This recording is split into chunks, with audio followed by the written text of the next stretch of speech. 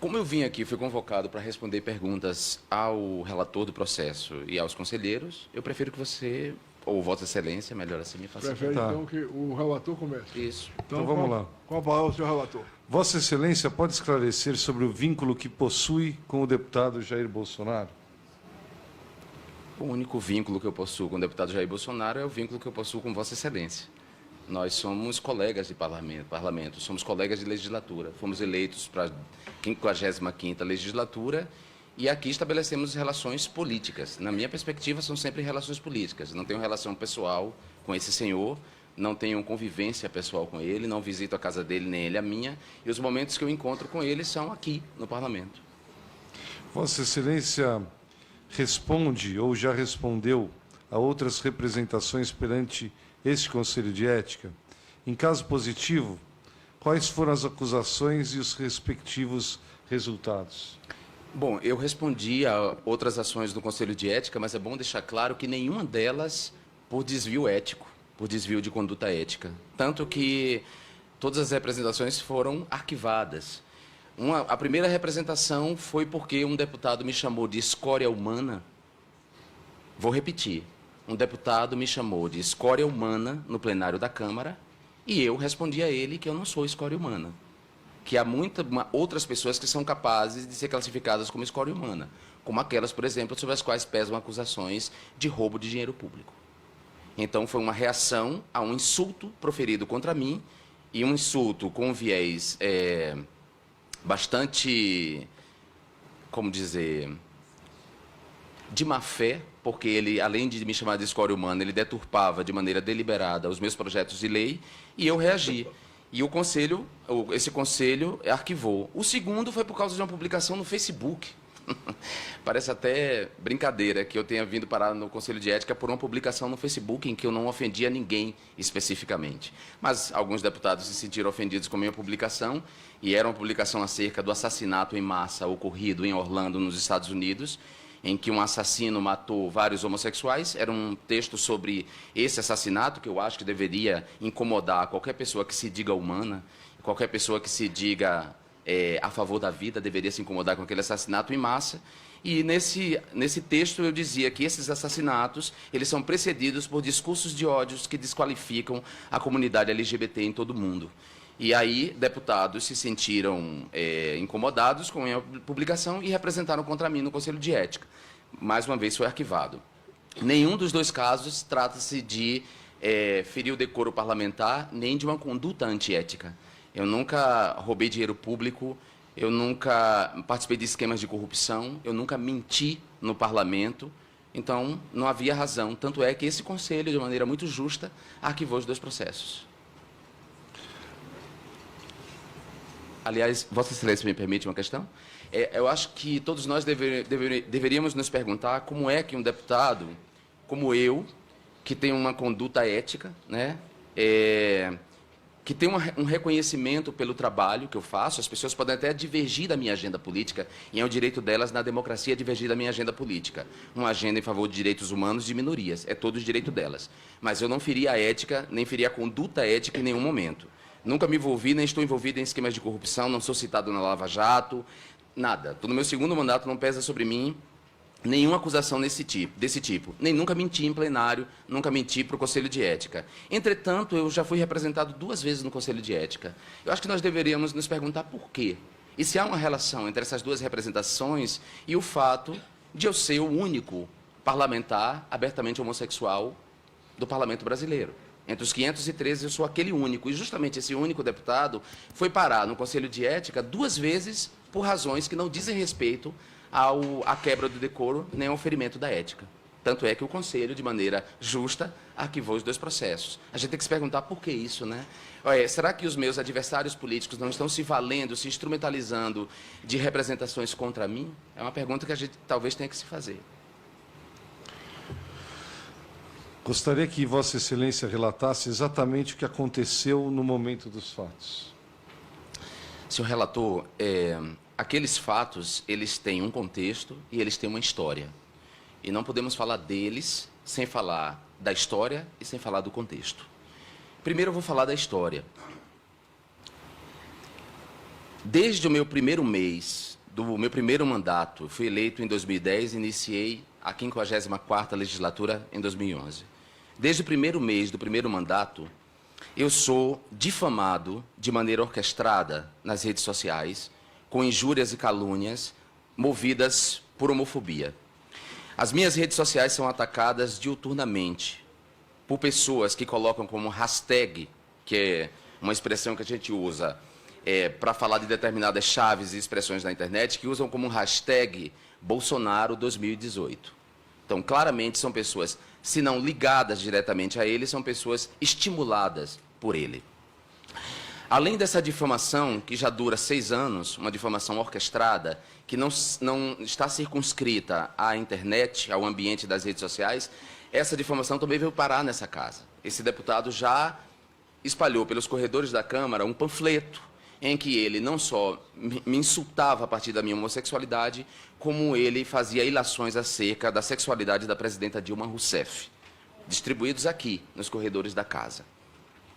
Esse deputado já me chamou de cu ambulante, e me perdoe ter que dizer isso aqui. Não é nada confortável para mim ter que repetir isso na frente de Vossa Excelência. Ele me chamou de cu ambulante nos microfones dessa casa. Esse deputado já me chamou de queima-rosca nos microfones dessa casa. E já escreveu num cartaz e publicou uma foto em que ele dizia que o parlamento não era padaria, numa referência a queima-rosca. Esse deputado, numa audiência pública, já disse para um cidadão que estava acompanhando a audiência pública que ele dava o cu e o pai dele também. Bom, são 6 anos de violência homofóbica, simbólica, contra mim e de difamação. E eu nunca respondi a esse cidadão com violência. Nunca. Nem nunca tratei ninguém, nenhum deputado. Os deputados podem ter, eles podem não gostar de mim, eles podem reclamar da minha maneira de defender a minha agenda, os argumentos que eu levanto, da minha postura. Eles podem fazer qualquer acusação, mas eles não podem me acusar de que os tratei mal, de que os insultei, de que recorri a ofensas contra eles. Nenhum pode dizer isso, nem mesmo este senhor que me ofende. A partir de meados de 2013, o Brasil mergulhou num clima de polarização que se traduziu numa violência política e numa intolerância contra as posições políticas de algumas pessoas nesse país. Deputados eram insultados em aeroportos, em restaurantes, vídeos difamatórios com esses insultos eram feitos na internet. Havia uma criminalização clara das pessoas de esquerda, das pessoas socialistas, das pessoas que defendem posições políticas que não são as posições liberais, nem neoliberais e tampouco as posições fascistas. Esse clima de violência política, veio num crescendo. Vossa Excelência está registrando. Esse clima veio num crescendo aqui e começou a se manifestar também aqui na Câmara dos Deputados. Vossa Excelência acompanhou os meses que antecederam ao processo de impeachment da presidenta Dilma. E Vossa Excelência também acompanhou a todo o espetáculo montado para aquele dia. A passarela que foi construída, a transmissão ao vivo e todo o clima que se estabeleceu no dia da votação. Vossa Excelência é testemunha de que nós caminhávamos na passarela até o microfone para proferir o nosso voto em cadeia nacional e, ao mesmo tempo, cercado de uma turma de deputados que reagiam aos nossos votos, com aplausos, com apupos, com vaias e com insultos. Naquele dia, quando eu saí para votar, para proferir o meu voto, era a bancada do Rio de Janeiro que estava votando, a minha letra é com J, antes de mim votaram a deputada Jandira Fegali e o deputado Jair Bolsonaro. Pouco antes do meu voto, o deputado Jair Bolsonaro dedicou o seu voto a favor do impeachment da Dilma a um torturador, um dos piores torturadores da ditadura brasileira, que chegou a usar como técnica, método de tortura, introduzir ratos em vaginas de mulheres. Esse torturador foi saudado pouco antes do voto. Para escândalo meu, pelo menos para mim, que tenho um apreço pela dignidade humana e que acho que esse país deve fazer valer os tratados internacionais de direitos humanos dos quais ele se tornou signatário. E, para mim, a tortura é um crime de lesa humanidade. Então, eu ouvi aquele voto e fui logo depois chamado a proferir o meu voto. Qualquer pessoa que veja a cena do meu voto percebe que há um momento, quando eu chego no microfone, que eu paro, cruzo os braços e olho para o lado. E eu faço isso porque, junto das vaias, era dito: viado, sai daí, viado. eu parei, olhei e proferi o meu voto. E quando eu voltei, estava caminhando em direção ao meu lugar, eu vi queima-rosca. Sai, queima-rosca. E eu virei para ver quem era. E quando eu olhei, era o deputado Jair Bolsonaro, que olhou para mim e fez: tchau, querida. Eu não sei se Vossa Excelência já se colocou no lugar de alguém que nasce e cresce sob o signo da injúria. A primeira vez que eu ouvi a palavra viado na minha vida, eu tinha 6 anos de idade. Eu não sabia o que era ser viado, mas eu ouvi de um homem adulto que uma pergunta se eu era viado ou se eu era estudado, aos 6 anos. De lá para cá, isso nunca desapareceu do horizonte da minha vida. Não sei se Vossa Excelência já se colocou na pele de uma pessoa de pele preta, negra nesse país. Quando ela entra no ônibus e uma pessoa se recusa a sentar do lado dela porque acha que ela é ladrão, automaticamente. Nós, os grupos difamados, toleramos muita coisa nessa vida. E eu tolerei 6 anos esses insultos. E naquela hora, tomado de uma reação que eu nem mesmo esperava que eu fosse ter, porque corre nas minhas veias sangue humano e não sangue de barata, eu cuspi na cara daquele fascista. Porque foi mais forte do que eu. Se Vossa Excelência me perguntasse antes daquele clima, antes daquele dia, se eu seria capaz de cuspir numa pessoa, talvez eu dissesse que não. Não, certamente eu diria que não. Porque eu nunca cuspi em ninguém, eu nunca levantei a mão. Nem mesmo quando eu era vítima de violência física no colégio, por causa da minha homossexualidade, eu reagia com violência contra quem me batia.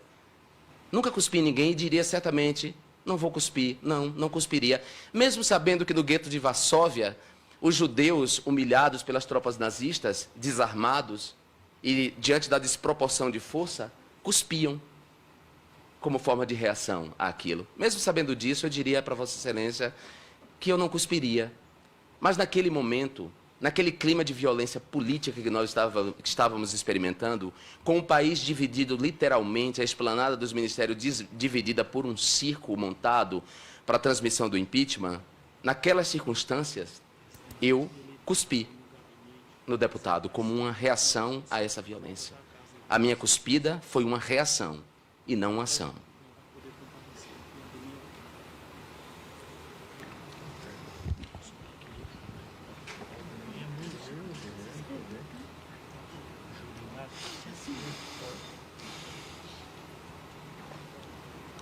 No caso do cuspir, a gente viu um vídeo aqui que a gente mandou até para análise, onde aparece Vossa Excelência embaixo escrito como se fosse uma tradução dizendo: vou cuspir no Bolsonaro.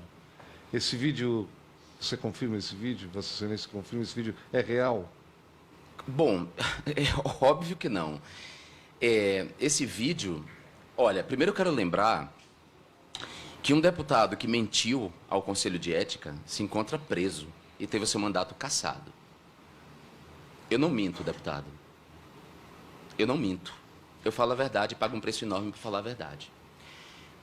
A pessoa que apresentou esse vídeo sabe que cometeu um crime, porque ela apresentou um vídeo fraudulento, grotescamente fraudado, que qualquer pessoa com conhecimento mínimo de edição sabe que se trata de um vídeo fraudado. E esse vídeo é um documento público, porque ele toma imagens do plenário da Câmara e adultera de maneira deliberada, de forma a sugerir o que não existiu. O vídeo propõe que eu teria premeditado o cuspe ao inverter a ordem dos fatos, ao colocar uma cena que foi o final de todo o processo, quando eu chego para o Chico e o Chico vê o meu estado emocional e ele pergunta o que houve, eu disse: eu cuspi no Bolsonaro. A pessoa pega esse momento e coloca como se fosse o início dos fatos, como se eu tivesse dito para Chico que eu iria cuspir no Bolsonaro. Vou cuspir. Esse vídeo é um vídeo fraudulento, isso é um crime. Esse vídeo, sim, poderia estar sendo alvo de processos no Conselho de Ética. E, aliás, a pessoa que colocou esse vídeo no ar, que tornou esse vídeo público, diz, antes de apresentar o vídeo, que ele jamais cuspiria em alguém.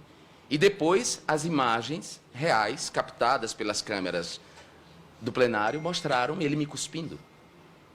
Então, trata-se de um vídeo mentiroso. Aliás, esse processo todo é movido a partir de um vídeo fraudulento, o que é, para mim, assustador.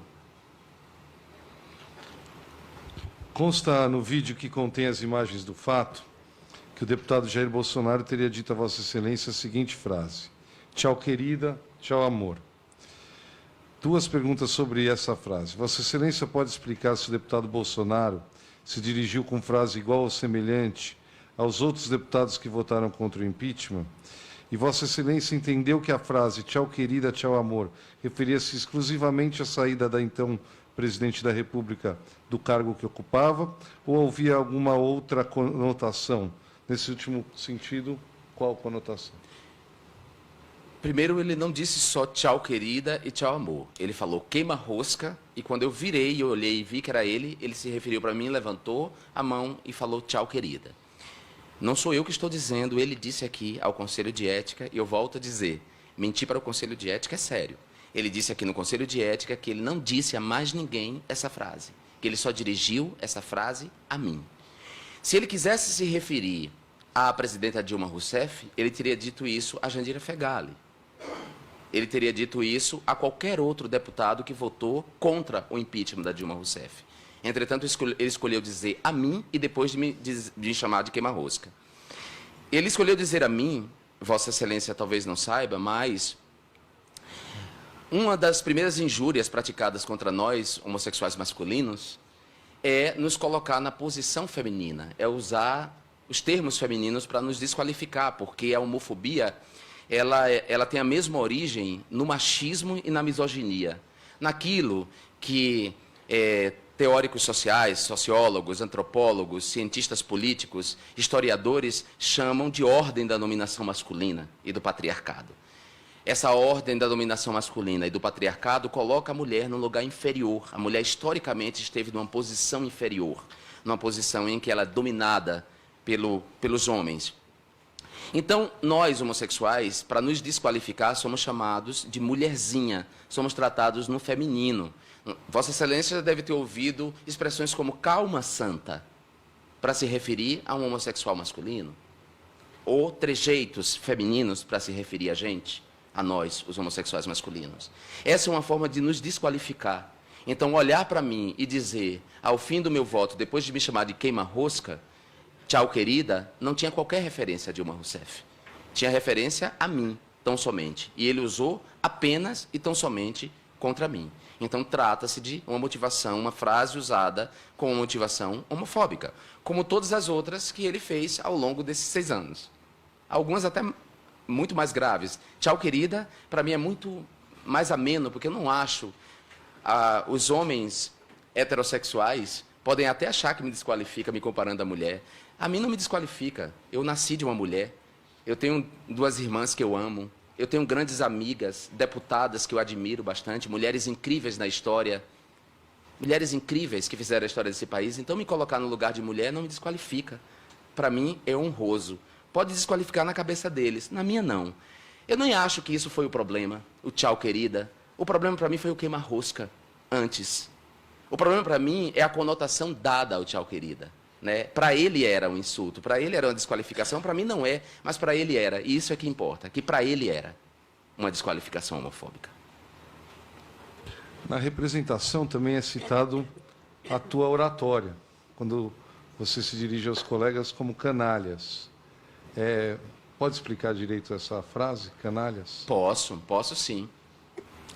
Se alguém vai votar num processo de impeachment que vai definir os rumos de uma nação com mais de 200 milhões de habitantes e extensão territorial continental como o Brasil, quando alguém vai votar, essa pessoa deveria ser respeitada, sobretudo se tratando de autoridade da República, eleita com 145 mil votos.